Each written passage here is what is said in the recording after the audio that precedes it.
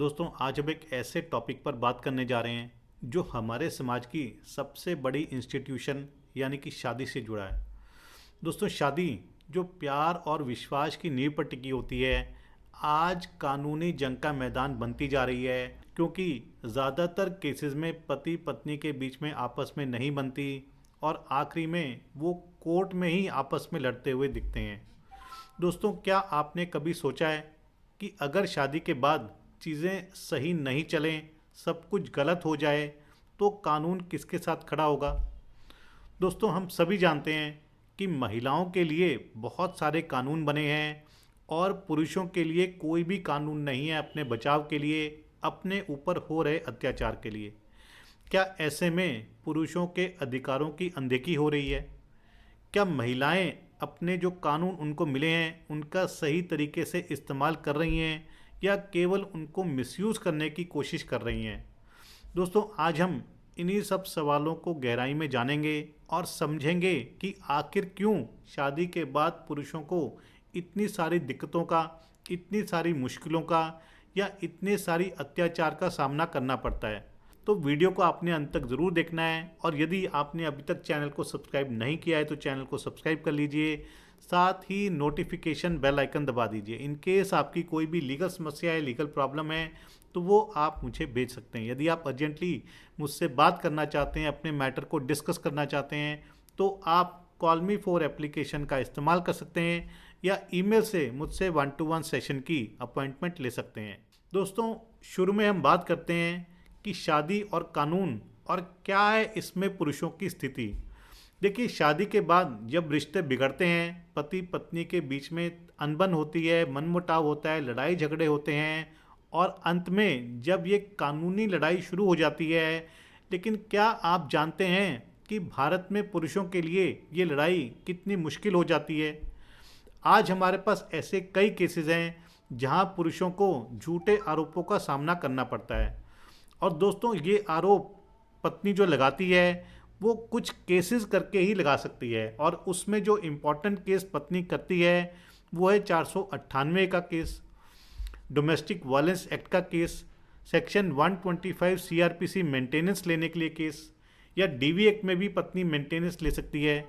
इसके अलावा पत्नी डाइवोर्स का केस भी कर सकती है, उसमें भी आरोप लगा सकती है और उसमें भी सेक्शन 24 एचएमए की एप्लीकेशन लगा करके पति से मेंटेनेंस ले सकती है। दोस्तों, सेक्शन 498 ए ये जो धारा थी, ये महिलाओं को दहेज उत्पीड़न से बचाने के लिए बनाई गई थी। ये धारा कहती है कि यदि पत्नी को उसके ससुराल में उसके पति या उसके इन-लॉज या पति के रिश्तेदारों के द्वारा किसी भी तरह तंग किया जाता है, दहेज की डिमांड की जाती है, तो ऐसे में पत्नी 498 का इस्तेमाल करके अपने आप को बचा सकती है और पति और उसके परिवार वालों के खिलाफ कार्रवाई कर सकती है। लेकिन दोस्तों, आज के समय में ये देखने में आया है कि ज़्यादातर 498 की धारा जब पत्नी यूज़ करती है तो उसका गलत इस्तेमाल होता है। क्या आप जानते हैं कि सिर्फ एक शिकायत पर ही पति और उसका पूरा परिवार जेल जा सकता है और उन्हें एक लंबी लीगल बैटल में गुजरना पड़ेगा, जिसमें कि हरासमेंट है, जिसमें कि सोसाइटी का जो एक ट्रॉमा है वो पति के ऊपर आता है और पति के फ्यूचर प्रोस्पेक्ट्स भी बिल्कुल ख़त्म हो जाते हैं। इसी तरह डोमेस्टिक वायलेंस एक्ट है, जहां पर पत्नी को घरेलू हिंसा से बचाने के लिए प्रोविज़न दिए गए हैं, लेकिन पत्नियां इसका भी दुरुपयोग करती हैं और बिना सबूत के ही पति और उसके परिवार वालों पर आरोप लगा देती हैं, जिसका सामना पति और उसके परिवार वालों को करना पड़ता है। दोस्तों, इसमें सवाल ये उठता है कि इस तरह के कानून पत्नी को क्यों दिए गए हैं जिसका कि पत्नी दुरुपयोग करती हैं, और अगर ये पता लग गया है कि पत्नी इन कानूनों का दुरुपयोग कर रही हैं तो उन कानूनों में कुछ चेंजेस किए जाएं, कुछ अमेंडमेंट किए जाएं, ताकि उन कानूनों का सही इस्तेमाल हो और किसी भी तरह दुरुपयोग ना हो। और दूसरी तरफ ये भी सवाल उठता है कि पुरुषों की सुरक्षा का क्या? अगर पुरुषों के ऊपर किसी भी तरह का अत्याचार होता है, पुरुषों के ऊपर किसी भी तरह की क्रूरटी होती है, तो पुरुष कहाँ पर जाएंगे? पुरुषों के लिए कोई भी कानून नहीं है, कोई भी ट्रिब्यूनल नहीं है, कोई भी कमीशन नहीं है। क्या ये सही है?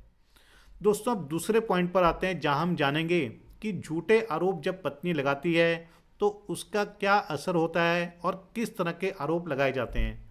दोस्तों, इससे हम एग्जाम्पल से समझते हैं कि मान लीजिए कि एक पति ने जिसने अपनी पत्नी के साथ सुखी जीवन जीने का सपना देखा, लेकिन अचानक पत्नी ने उसके ऊपर या उसके परिवार वालों के ऊपर झूठे आरोप लगा दिए, 498 के आरोप लगाए, जिस वजह से पति को जेल जाना पड़ता है, उसकी नौकरी चली जाती है और समाज में उसकी इज्जत भी खत्म हो जाती है। लेकिन बाद में ये सब कुछ खुलता है कि जितने भी पत्नी ने आरोप लगाए थे वो सारे के सारे झूठे थे।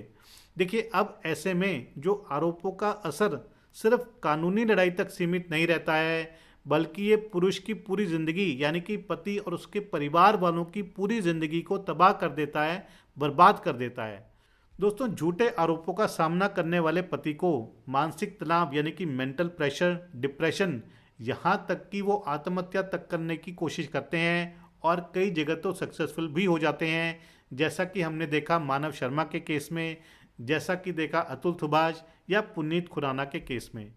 दोस्तों, अब हम आते हैं मेंटेनेंस के ऊपर और कैसे पत्नियां मेंटेनेंस का दुरुपयोग करती हैं और उसमें प्रॉपर्टी को भी इन्वॉल्व करने की कोशिश करती हैं। दोस्तों, पति पत्नी में जब भी लड़ाई झगड़ा होता है और मामला कोर्ट तक पहुंच जाता है तो पत्नी पति पर न केवल 498 या डोमेस्टिक वायलेंस एक्ट का केस करती है, बल्कि पति से मेंटेनेंस लेने के लिए सेक्शन 125 सीआरपीसी या डीवी एक्ट में भी मेंटेनेंस का क्लेम करती है। और दोस्तों, इस केस में पत्नी ये कोशिश करती है कि वो अपने आप को इतना दीनहीन दिखाए कि उसके पास किसी भी तरह की कोई सोर्स ऑफ इनकम नहीं है, उसकी इनकम ज़ीरो है, और पति की इनकम को वो इतना बढ़ा चढ़ा देती है कि कोर्ट को लगे कि पति तो कितना कमा रहा है और पत्नी को कुछ भी नहीं दे रहा है। पत्नी पति की प्रॉपर्टी के रिगार्डिंग भी ऐसी ऐसी डिटेल्स मेंशन कर देती है जो कि प्रॉपर्टी पति की होती ही नहीं है। दोस्तों, पत्नी तो यहाँ तक चाल चलती है कि अगर वो नौकरी कर रही होती है तो अपनी नौकरी छोड़ देती है और घर बैठ जाती है ताकि वो मेंटेनेंस केस में ये बता सके कि उसके पास कोई भी नौकरी नहीं है और वो अभी हाउसवाइफ है। और कई केसेस में तो ये भी देखने में आया है कि जहाँ पर पत्नी नौकरी कर रही है वहाँ पर भी कोर्ट ने पत्नी को मेंटेनेंस दे दिया है। लेकिन दोस्तों, क्या ये जस्टिस है? क्या पुरुषों को हमेशा ही पैसे देने के लिए मजबूर किया जाएगा? दोस्तों, कई बारी तो पति को अपनी पूरी ज़िंदगी की कमाई, पूरी ज़िंदगी की सेविंग्स, मेंटेनेंस और कानूनी लड़ाई में खर्च करनी पड़ती है। दोस्तों, अब हम जानते हैं कि इन समस्याओं का क्या समाधान है और क्या कोई समाधान निकल भी सकता है। क्या पुरुषों के अधिकारों की रक्षा के लिए कानूनों में बदलाव की ज़रूरत है? देखिए, पहला इसमें समाधान ये है कि शादी से पहले ही एक लीगल एग्रीमेंट पति पत्नी आपस में कर सकते हैं। देखिए, हालांकि हिंदू रिलीजन में, हिंदू समाज में शादी एक सेक्रेमेंट है, जन्म जन्म का बंधन है, लेकिन अगर हम इसको एक टेक्निकल एंगल दें और पति पत्नी शादी के समय एक लीगल एग्रीमेंट बना लें जिसमें कि उन्होंने शादी के बाद क्या टर्म्स कंडीशन पर रहना है, कौन कितना घर के खर्चे में कंट्रीब्यूट करेगा, कौन घर के काम करेगा, या अगर कोई डिस्प्यूट अराइज होता है तो उसे किस तरह से सॉल्व किया जाएगा, बच्चे की कस्टडी का कोई इशू है अगर निकलता है बाद में तो उसे कैसे वो हैंडल करेंगे या मेंटेनेंस को कैसे हैंडल करेंगे, इस तरह की चीज़ें वो पहले से ही अपने लीगल एग्रीमेंट में लिखवा सकते हैं ताकि दोनों पति पत्नी को टर्म्स कंडीशन अपनी पता हो, दोनों को अपने राइट्स पता हो, अपनी ड्यूटीज़ पता हो। और इसमें ये भी लिखवा सकते हैं कि अगर शादी नहीं चलती है, यानी कि पति पत्नी के बीच में लड़ाई झगड़े होते हैं और शादी टूटने के कगार पर पहुंचती है तो उस समय पति पत्नी क्या करेंगे, ऐसी टर्म्स कंडीशन भी हो सकती हैं। दोस्तों, हालांकि ये एग्रीमेंट टेक्निकल होगा और कोर्ट में इसे चैलेंज किया जा सकता है, लेकिन क्योंकि ये एक एग्रीमेंट होगा और इसमें पार्टीज़ के सिग्नेचर होंगे, विटनेसेस के भी सिग्नेचर होंगे, तो कहीं ना कहीं जाकर के ये एग्रीमेंट कोर्ट में पार्टीज़ की मदद भी कर सकता है। दोस्तों, दूसरा सुझाव जो कि कानूनों को दुरुपयोग करने से रोक सकता है वो ये है कि पुरुषों के लिए अलग से कानून लाए जाएं ताकि पुरुषों को प्रोटेक्ट किया जा सके, और वो भी उन्हें प्रोटेक्शन किससे चाहिए, ताकि महिलाएं अपने कानूनों का दुरुपयोग ना करें। अगर महिलाएं पति के ऊपर झूठे आरोप लगाती हैं तो पति को उनसे बचाया जा सके, फॉल्स केसेस को जल्दी ख़त्म किया जा सके, और अगर पति के ऊपर अत्याचार किया जाता है पत्नी के द्वारा तो पति के पास भी कोई मैकेनिज्म होना चाहिए, कोई कानून होना चाहिए ताकि अगर पति के ऊपर किसी भी तरह का अत्याचार होता है तो वो पत्नी या उसके परिवार वालों के खिलाफ कार्रवाई कर सके। और दोस्तों तीसरा समाधान ये है कि जब तक पति के लिए कोई कानून नहीं बनता है तब तक कोर्ट को मैट्रिमोनियल इश्यूज में और सेंसिटिव होना पड़ेगा, ताकि जस्टिस सही मायने में हो, केवल दिखाने के लिए ना हो। दोस्तों अगर आपको लगता है कि ये मुद्दे पतियों के लिए इम्पॉर्टेंट हैं और कानून में कुछ चेंजेस आने चाहिए, तो हम सबको अपनी आवाज़ उठानी होगी, ताकि ये कानूनों का दुरुपयोग रुके और पतियों के लिए भी कोई कानून बने। तो दोस्तों ये था आज का वीडियो। आशा करता हूँ कि आपको वीडियो पसंद आया होगा। यदि वीडियो पसंद आए तो वीडियो को लाइक और शेयर जरूर कीजिएगा। चैनल को सब्सक्राइब करना मत भूलिए। अगली बारी मिलेंगे नए वीडियो में नए टॉपिक के साथ। तब तक के लिए धन्यवाद। जय हिंद।